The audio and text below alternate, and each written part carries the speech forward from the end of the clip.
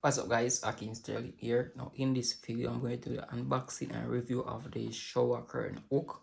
So basically you can use in your living room, in your bathroom, in your kitchen, anywhere in your house that you have a curtain which have a hook that can basically hold onto this right here. So in this package guys, there are basically 6 of them, which 60 of them which basically comes inside, and a lot of them right here as you guys can see. So looking something like this.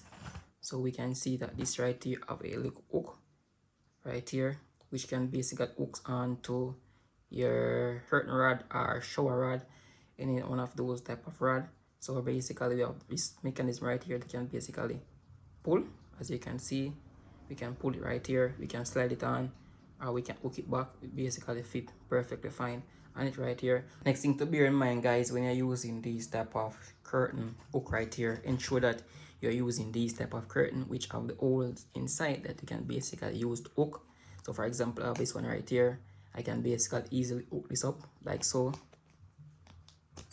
As you can see, basically hook it up easy. So you can go ahead and hook up all of these.